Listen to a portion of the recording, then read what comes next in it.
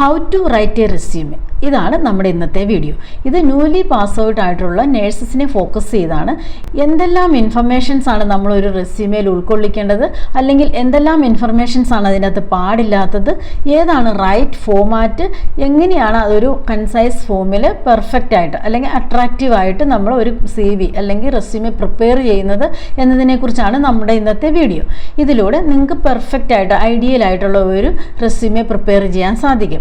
ഒരു ജോബ് സെലക്ഷനിൽ, അതായത് നമ്മൾ ഒരു ജോബിന് അപ്ലൈ ചെയ്യുമ്പോൾ ഫസ്റ്റ് അതിൻ്റെ അകത്ത് CV സെലക്ഷൻ അല്ലെങ്കിൽ റെസ്യൂമെ സെലക്ഷൻ എന്ന് പറയുന്ന പ്രോസസ്സാണ്. നമ്മൾ റിക്രൂട്ട്മെൻറ്റൊക്കെ അഡ്മിനിസ്ട്രേഷനിൽ പഠിച്ചിട്ടുണ്ട്. അപ്പോൾ ഇതിൻ്റെ അകത്ത് CV സെലക്ഷൻ്റെ അകത്ത് ഫസ്റ്റ് അതിൻ്റെ അട്രാക്റ്റീവ്നെസ് ആണ്, സെക്കൻഡ് അതിൻ്റെ അകത്ത് ഇൻഫർമേഷൻസ് ആണ്. ഇൻഫർമേഷൻ എല്ലാം വളരെ ചുരുക്കി കൺസൈസ് ഫോമിൽ എഴുതിയിട്ടുണ്ടോ എന്നുള്ളതാണ്. ഇങ്ങനെയുള്ള കാര്യങ്ങളെല്ലാം നോക്കിയാണ് ഫസ്റ്റ് ഒരു CV സെലക്ട് ചെയ്യുന്നത്.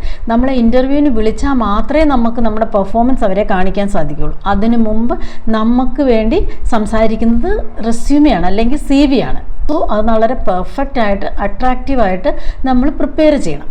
സോ അപ്പോൾ ഈ വീഡിയോ നിങ്ങളെ അതിന് ഹെൽപ്പ് ചെയ്യും. ഫസ്റ്റ് നമുക്ക് ഏത് ഫോമാറ്റാണ് ഐഡിയലി യൂസ് ചെയ്യേണ്ടതെന്ന് നമുക്ക് നോക്കാം. എന്ത് ഫോമാറ്റ് വേണമെങ്കിലും നിങ്ങൾക്ക് യൂസ് ചെയ്യാം, നോ ഇഷ്യൂ. അതിൻ്റെ അകത്ത് ഇൻഫർമേഷൻസ് വേണമെന്നേ ഉള്ളൂ. പക്ഷേ നമുക്കൊരു പെട്ടെന്നൊരു അട്രാക്റ്റീവ് ആയിട്ടുള്ള ഫോമാറ്റ്, അതിലെല്ലാ കാര്യങ്ങളും വളരെ നമുക്ക് സമ്മറൈസ് ഫോമിൽ എഴുതണമെങ്കിൽ ഏറ്റവും പെർഫെക്റ്റ് ആയിട്ട് ഉള്ള ഒരു ഫോമാറ്റാണ് ഞാൻ ഇന്ന് നിങ്ങളെ കാണിക്കുന്നത്. നിങ്ങൾക്കിത് ക്യാൻവയിൽ ഉപയോഗിച്ച് നിങ്ങൾക്ക് ചെയ്യാവുന്നതാണ്. അല്ലാതെ വേറെ ഓപ്ഷൻസൊക്കെ ഉണ്ട്, ബട്ട് ഞാൻ ക്യാൻവയാണ് യൂഷ്വലി യൂസ് ചെയ്യുന്നത്. അപ്പോൾ നമുക്ക് ഇതെങ്ങനെയാണ് ഒരു റെസ്യൂമെ പ്രിപ്പയർ ചെയ്യുന്നത് എന്ന് നോക്കാം. അതിനു മുമ്പ് റെസ്യൂമെ CV അല്ലെങ്കിൽ കരിക്കുലം വിറ്റിയും തമ്മിൽ ഒരു ചെറിയ ഡിഫറൻസ് ഉണ്ട്. റെസ്യൂമെ മീൻസ് 1 to 2 പേജസ് ആണ് അതിൻ്റെ അകത്ത് വേണ്ടത്. അതിൽ നമ്മൾ ഫോക്കസ് ചെയ്യുന്നത് പ്രൊഫഷണൽ ആയിട്ടുള്ള നമ്മുടെ അച്ചീവ്മെൻറ്റ് അല്ലെങ്കിൽ പ്രൊഫഷണൽ ആയിട്ടുള്ള എക്സ്പീരിയൻസ് ഒക്കെയാണ്. ഒരു ജോബ് ഓറിയൻറ്റഡ് ആയിട്ട് നമ്മൾ പ്രിപ്പയർ ചെയ്യുന്നതാണ് റെസ്യൂമെ. കരിക്കുലം വിറ്റെ മീൻസ് അതിൻ്റെ നമ്മുടെ അക്കാഡമിക് പെർഫോമൻസ്, അക്കാഡമിക് കാര്യങ്ങളൊക്കെയാണ് പ്രിപ്പയർ മീൻസ് ഇൻഡിക്കേറ്റ് ചെയ്യുന്നത്. സോ നമ്മളെപ്പോഴും നമ്മുടെ CV അല്ലെ റെസ്യൂമെ എന്നാണ് നമ്മൾ ഹെഡിങ് കൊടുക്കേണ്ടത്. സോ നമുക്ക് ഈ ഫോമാറ്റ് അനുസരിച്ച് നമുക്കൊന്ന് നോക്കാം. ഫസ്റ്റ് ഇത് നമുക്ക് ഇങ്ങനെ ഒരു ഫോമാറ്റ് ഉണ്ട്. ഇതിൻ്റെ അകത്ത് ആദ്യം നെയിമാണ്, നെയിം. പിന്നെ നമുക്ക് ഇതിൻ്റെ അകത്ത് എന്താണ്, ഇവിടെ നമ്മുടെ ഒരു പ്രൊഫൈൽ പിക്ചർ കൊടുക്കണം. പ്രൊഫൈൽ പിക്കിൻ്റെ അകത്ത് നമ്മൾ ശ്രദ്ധിക്കേണ്ട 3-4 കാര്യങ്ങളുണ്ട്. ഒന്ന്, വളരെ ബ്രൈറ്റ് ആയിട്ടുള്ള കളർ പാടില്ല. ഫസ്റ്റ് മീൻസ് ഗേൾസ് ആണെങ്കിൽ ഒരുപാട് ഓവർ മേക്കപ്പ് പാടില്ല. യൂഷ്വലി ഈ പൊട്ട് അത് യൂഷ്വലി അത്ര നമുക്ക് റെക്കമെൻഡഡ് അല്ല, കാരണം അത് പല സ്ഥലത്ത് നമ്മൾ കൊടുക്കേണ്ടതാണ്. അപ്പോൾ അത് പാടില്ല. പിന്നെ ഒരുപാട് ഇറക്കമുള്ള കമ്മലുകൾ, അങ്ങനെ ഒരു പ്രൊഫഷണൽ ലുക്ക് വേണം എന്നാണ് ഞാൻ ഉദ്ദേശിച്ചത്. അപ്പോൾ പ്രൊഫഷണൽ ആയിട്ടുള്ള നമ്മുടെ ഒരു പ്രൊഫൈൽ പിക്കാണ് ഇതിനകത്ത് വേണ്ടത്. രണ്ടാമത് ബോയ്സ് ആണെങ്കിൽ ടീഷർട്ട് എന്നിട്ടുള്ള പിക്ചർ നമ്മൾ ഇതിൻ്റെ അകത്ത് അക്സെപ്റ്റ് ചെയ്യാം, പക്ഷേ അതൊരത്ര പ്രൊഫഷണൽ ലുക്കല്ല. ദെൻ ബട്ടൺസ്, ഷർട്ടിൻ്റെ ഫുൾ ബട്ടൺസ് ഇടുന്നതാണ് നല്ലത്. ഫ്രണ്ട് ബട്ടൺസ് ഒന്നും ഓപ്പൺ ചെയ്തുള്ള പിക്ചറൊന്നും നിങ്ങൾ ഇതിനകത്ത് കൊടുക്കരുത്. കാരണം നമ്മൾ CV സെലക്ഷൻ ഇതൊക്കെ വളരെ ശ്രദ്ധിക്കും. നമുക്ക് ഒരുപാട് ഇതിൻ്റെ എക്സ്പീരിയൻസ് ഉള്ളതുകൊണ്ടാണ് ഞാൻ ഇതിനെക്കുറിച്ച് ഇങ്ങനെ സംസാരിക്കുന്നത്. സോ ഫസ്റ്റ് നിങ്ങൾ നിങ്ങളുടെ പ്രൊഫൈൽ പിക്ചർ അട്രാക്റ്റീവ് ആണ്. അതിപ്പോൾ എങ്ങനെയാണ്, ഭംഗിയുണ്ടോ അതൊക്കെ ഡസൻ മാറ്ററാണ്. നിങ്ങളുടെ പ്രൊഫഷണലിസമാണ് അതിൻ്റെ അകത്ത് വേണ്ടത്. സെക്കൻഡ് പാർട്ടാണ് കോണ്ടാക്റ്റിൻ്റെ അകത്ത് നിങ്ങൾ നിങ്ങളുടെ അഡ്രസ്സ് കൊടുക്കുക, കംപ്ലീറ്റ് അഡ്രസ്സ് കൊടുക്കുക, ഫോൺ നമ്പർ, ഇമെയിൽ, ഇത്രയും കാര്യങ്ങൾ മതി. എന്തെങ്കിലും നിങ്ങൾക്ക് സെക്കൻഡറി ആയിട്ടൊരു ഫോൺ നമ്പർ, ഒരു അഡീഷണൽ ഫോൺ നമ്പർ ഉണ്ടെങ്കിൽ അത് നിങ്ങൾക്ക് ആഡ് ചെയ്യാവുന്നതാണ്. അടുത്ത പേഴ്സണൽ ഡീറ്റെയിൽസ് ആണ്. പേഴ്സണൽ ഡീറ്റെയിൽസിൻ്റെ അകത്ത് ഇത്രയും കാര്യങ്ങൾ മതി. Date of birth, gender, nationality, marital status, father name, religion, ഇത്രയും കാര്യങ്ങളാണ് ഐഡിയിൽ നമ്മൾ നോക്കുന്നത്. പാസ്പോർട്ട് ഉണ്ടെങ്കിൽ അതിൻ്റെ പാസ്പോർട്ട് ഡീറ്റെയിൽസ് കൊടുക്കുക. അത് കമ്പൽസറി അല്ല, അത് ആവശ്യമില്ല. ഉണ്ടെങ്കിൽ മാത്രം എൻ്റർ ചെയ്താൽ മതി, ഇല്ലെങ്കിൽ അത് വിട്ടേരെ. ലാംഗ്വേജ് മീൻസ് നിങ്ങളെപ്പോഴും ഇംഗ്ലീഷ്, മലയാളം ആദ്യം എഴുതാൻ പാടില്ല. നമ്മുടെ ഒരു ജോബിൻ്റെ മെയിൻ ഇംഗ്ലീഷാണ്. ഫസ്റ്റ് ഇംഗ്ലീഷ് എഴുതുക, മലയാളം എഴുതുക. പിന്നെ നിങ്ങൾക്ക് എന്തെങ്കിലും അഡീഷണൽ ലാംഗ്വേജസ് അറിയാമെങ്കിൽ അത് എഴുതുക. അതിനോടൊപ്പം നിങ്ങൾക്ക് ചില ഏജൻസികൾ ചോദിക്കും, ഇംഗ്ലീഷ് ഫ്ലുവൻ്റ് ആണെങ്കിൽ ഫ്ലുവൻ്റ് എന്ന് എഴുതുക, മലയാളം ഫ്ലുവൻ്റ് ആണെങ്കിൽ ഫ്ലുവൻ്റ് എഴുതുക, ഹിന്ദിയൊക്കെ എഴുതിയിട്ട് നമ്മൾ ഇൻ്റർമീഡിയറ്റ് എന്നോ അങ്ങനെ എന്തെങ്കിലും നമുക്ക് മെൻഷൻ ചെയ്യുകയും ചെയ്യാം. അപ്പോൾ ഒരു റെസ്യൂമയുടെ ഒരു ഫസ്റ്റ് പാർട്ടാണിത്. അപ്പോൾ ഇത് ഇങ്ങനെ എഴുതണം. രണ്ടാമത്തെ കാര്യം, നമുക്ക് അല്ലെങ്കിൽ നെയിം നമുക്ക് ഈ കരിയർ ഒബ്ജക്റ്റീവിൻ്റെ മുകളിലും എഴുതാം. നെക്സ്റ്റ് കരിയർ ഒബ്ജക്റ്റീവ് എന്നോ പ്രൊഫൈൽ എന്നോ നമുക്ക് അവിടെ കൊടുക്കാവുന്നതാണ്. പ്രൊഫൈൽ എന്നോ കരിയർ ഒബ്ജക്റ്റീവ് എന്ത് കൊടുത്താലും കുഴപ്പമില്ല, വലിയ ഒബ്ജക്റ്റീവ് എന്ന് കൊടുത്താലും കുഴപ്പമില്ല. അപ്പം ഞാനൊരു ജസ്റ്റ് പാസ് ഔട്ടായ ഒരു BSc നേഴ്സിൻ്റെ ഒരു പ്രൊഫൈലാണ് ഒരു ഇത് ഞാൻ എഴുതിയതാണ്. അപ്പോൾ അതനുസരിച്ച് നിങ്ങൾക്ക് എഴുതാം, അവിടെ എന്ത് വേണമെങ്കിലും നിങ്ങൾക്ക് എഴുതാം. പക്ഷേ ഒത്തിരി ഫാബ്രിക്കേറ്റ് ചെയ്ത് എക്സ്ട്രാ ഡീറ്റെയിൽസ് ഒന്നും കൊടുക്കല്ല. ഒരു റെസ്യൂമിൽ എഴുതുന്ന എല്ലാ കാര്യങ്ങളും വളരെ സിൻസിയർ ആയിട്ടുള്ള കാര്യങ്ങളെ നമ്മൾ എഴുതാവുള്ളൂ. അഡീഷണൽ ആയിട്ടുള്ള കാര്യങ്ങളൊന്നും എഴുതാതിരിക്കാൻ നിങ്ങൾ ശ്രദ്ധിക്കണം. ഫസ്റ്റ് അപ്പോൾ ഞാൻ ഇതൊന്ന് ജസ്റ്റ് വായിക്കാം. enthusiastic and compassionate BSc nursing graduate seeking an opportunity to obtain a nursing position where I can utilize my clinical skill, compassion and dedication to provide high quality patient care. I aim to continuously learn and develop my nursing expertise while contributing to a healthcare team committed to excellence. അങ്ങനെ എഴുതാം. To obtain a registered nurse position which will create opportunity to expand practical experience and knowledge while at the same time providing quality healthcare and discharge duties effectively. അപ്പോൾ നിങ്ങൾക്ക് എങ്ങനെ വേണമല്ലോ ഇനി നിങ്ങളുടേതായ രീതിയിലും ഒക്കെ എഴുതാം. ഒരുപാട് ഡൗൺലോഡ് ചെയ്തൊന്നും അധികം അങ്ങ് ചെയ്യാതിരിക്കുക. ഒരു ഐഡിയ മീൻസ് റൈറ്റ് ഫോമിൽ എഴുതുക. അപ്പോൾ ഫസ്റ്റ് പാർട്ട് കരിയർ ഒബ്ജക്റ്റീവാണ്, പ്രൊഫൈലാണ്. നെക്സ്റ്റ് ആണ് നിങ്ങളുടെ education qualification. Education qualification reverse chronological ഓർഡറിലാണ് എഴുതേണ്ടത്. നിങ്ങൾക്ക് ആകെ 3 എഡ്യൂക്കേഷൻ ക്വാളിഫിക്കേഷനെ കാണുള്ളൂ. ബാച്ചിലർ ഓഫ് നഴ്സിംഗ്, പിന്നെ ഹയർ സെക്കൻഡറി, നമുക്ക് +2 +1 അതാണ്, പിന്നെ SSLC. അപ്പോൾ നമ്മൾ റിവേഴ്സ് ക്രോണോളജിക്കൽ ഓർഡർ, അതായത് ഫസ്റ്റ് നിങ്ങളുടെ BSc നഴ്സിംഗ് ആണ് എഴുതേണ്ടത്. അപ്പോൾ BSc നഴ്സിംഗ് നമ്മൾ എഴുതി വെച്ചാൽ ബാച്ചിലർ ഓഫ് നഴ്സിംഗ് എന്ന് പറഞ്ഞ മീൻസ് ഡേറ്റ് നിങ്ങളുടെ എഴുതണം. അതായത് 4 വർഷത്തെ അല്ലേ, അപ്പോൾ തുടങ്ങുന്ന പോലെ അവസാനം വരെയുള്ള ഡേറ്റ് ആണ് എഴുതേണ്ടത്. നിങ്ങളുടെ കോഴ്സ് കംപ്ലീഷൻ കഴിഞ്ഞില്ലെങ്കിലും നിങ്ങളുടെ രജിസ്ട്രേഷൻ കഴിഞ്ഞില്ലെങ്കിലും ഒന്നും ഒരു പ്രോബ്ലം ഇല്ല. നിങ്ങൾ എന്നാണോ നിങ്ങളുടെ BSc നഴ്സിംഗ് തുടങ്ങിയത് അന്ന് മുതൽ എന്നാണോ നിങ്ങളുടെ BSc നഴ്സിംഗ് അവസാനിക്കുന്നത്, അതായത് നിങ്ങൾക്ക് ഇപ്പോൾ കോമ്പൻസേഷനൊക്കെ ഉണ്ടെങ്കിൽ കോമ്പൻസേഷൻ കഴിഞ്ഞിട്ടുള്ള ആ ഡേറ്റ്, അതാണ് നിങ്ങളുടെ നഴ്സിംഗ് പീരീഡ് കഴിയുന്നത്. അപ്പോൾ അതുവരെ നിങ്ങൾക്ക് എഴുതാം. പിന്നെ നിങ്ങൾ പഠിച്ച കോളേജ് ഇതിൻ്റെ അവിടെ മെൻഷൻ ചെയ്യണം. കോളേജിൻ്റെ അകത്ത് മെൻഷൻ ചെയ്യണം. ഒരു കോളേജ് എഴുതാൻ ഇല്ലാത്തതുകൊണ്ടാണ് ഞാൻ എഴുതാത്തത്. നെക്സ്റ്റ് ഹയർ സെക്കൻഡറി അത് നിങ്ങൾ എങ്ങനെയാണ് അത് എഴുതുക, അതും സ്കൂള് അല്ലെങ്കിൽ അത് നിങ്ങൾ മെൻഷൻ ചെയ്യണം.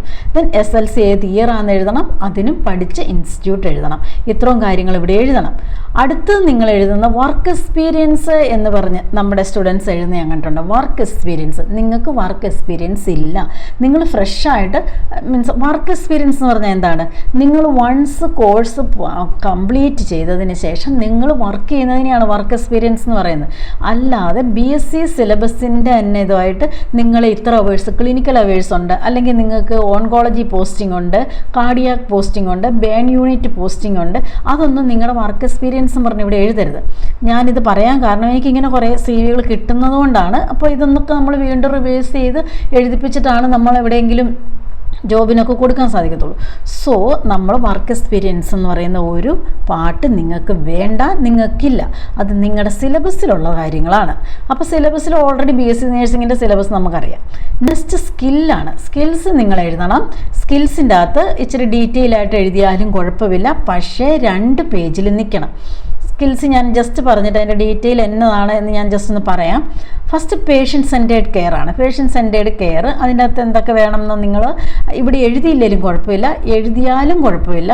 പക്ഷേ നിങ്ങളൊരു ഇൻ്റർവ്യൂവിന് ചെല്ലുമ്പോഴത്തേക്ക് നിങ്ങളുടെ സ്കില്ല് എന്താണോ എഴുതിയേക്കുന്നത് അതിനെക്കുറിച്ച് നിങ്ങൾ അറിഞ്ഞിരിക്കണം. കാരണം മോസ്റ്റ് ഓഫ് ദ ടൈം ഇൻ്റർവ്യൂസിന് ചോദിക്കുന്നത് നിങ്ങളുടെ റെസ്യൂമേ ബേസ് ചെയ്തായിരിക്കും. അതിലുള്ള കാര്യങ്ങളെല്ലാം നിങ്ങൾ അറിഞ്ഞിരിക്കണം. ഏതെങ്കിലും ഒരു കാര്യം നിങ്ങൾക്ക് അറിയില്ലെങ്കിൽ നിങ്ങളത് മെൻഷൻ ചെയ്യാൻ പാടില്ല. കാരണം റെസ്യൂമേലുണ്ടെങ്കിൽ മാത്രമാണ് മോസ്റ്റ് ഓഫ് ദ ടൈം ചോദിക്കുള്ളൂ. അപ്പോൾ പേഷ്യൻറ്റ് സെൻറ്റേർഡ് കെയർ എഴുതാം. ഇഫക്റ്റീവ് കമ്മ്യൂണിക്കേഷൻ എന്ന് പറഞ്ഞാൽ ഇൻ്റർപേഴ്സണൽ റിലേഷൻഷിപ്പും കൊളീഗ്സിനോട് കമ്മ്യൂണിക്കേഷനും പേഷ്യൻറ്റിനോടുള്ള കമ്മ്യൂണിക്കേഷൻ ഇതെല്ലാം വരും. ഇഫക്റ്റീവ് കമ്മ്യൂണിക്കേഷൻ ഇമ്പോർട്ടൻ്റ് ആണ്. Critical thinking and problem solving അതായത് ഫസ്റ്റ് പ്രയോറിറ്റൈസ് ചെയ്ത് ചിന്തിക്കുന്നതിനെയൊക്കെയാണ് ക്രിറ്റിക്കൽ തിങ്കിങ് എന്ന് പറയുന്നത്. ഡോക്യുമെൻറ്റേഷനൊക്കെ നമ്മൾ പഠിക്കുകയാണെങ്കിൽ ചോദിച്ചാൽ നമുക്ക് 2-3 തരം ഡോക്യുമെൻറ്റേഷൻസ് ഉണ്ട്. സോപ്പയുണ്ട്, പൈ ഉണ്ട്, ഇങ്ങനെ കുറേ നമുക്ക് ഡോക്യുമെൻറ്റേഷന് കുറേ ഫോമാറ്റുകളൊക്കെ ഉണ്ട്. അത് ഫസ്റ്റ് സെമ്മിലൊക്കെ നമുക്കിപ്പോൾ പഠിക്കാനുണ്ട്.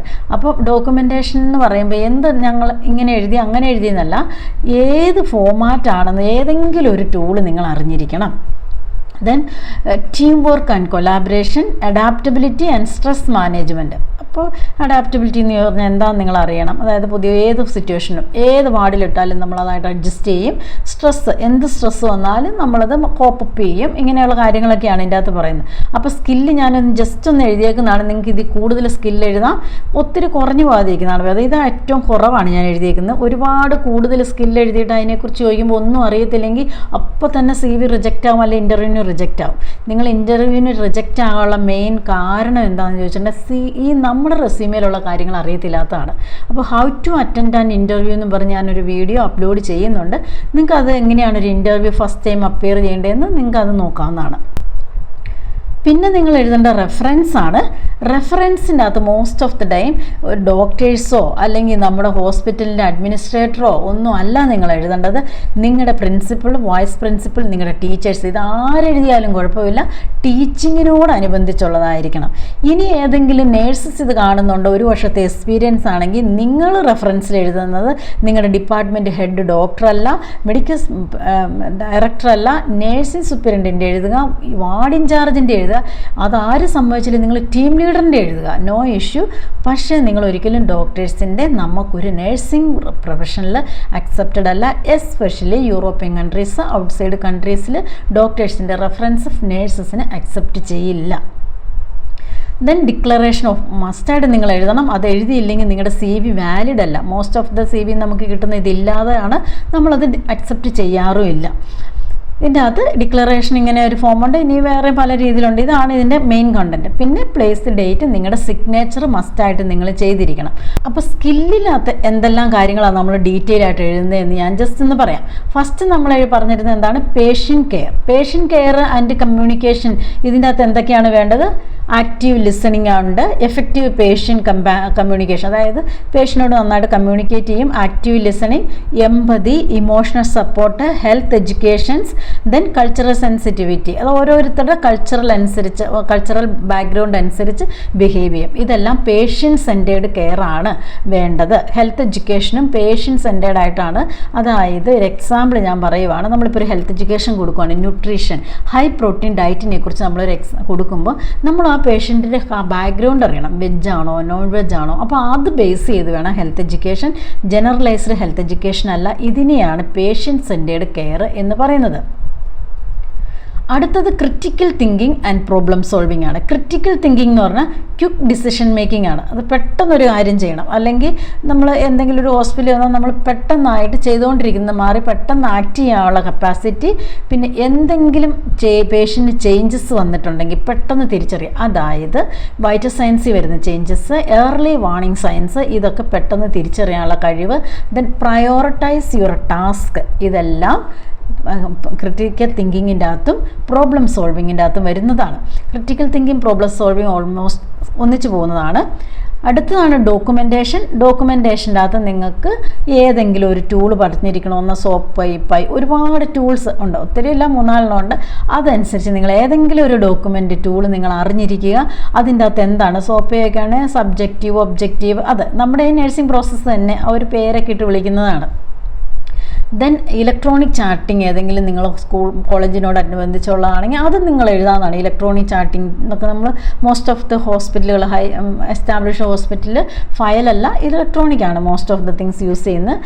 പിന്നെ ടൈം മാനേജ്മെൻറ്റും മൾട്ടി ടാസ്കിങ്ങും ഇതെല്ലാം ഓർഗനൈസേഷൻ സ്കില്ലിൻ്റെ അകത്ത് വരുന്നതാണ്.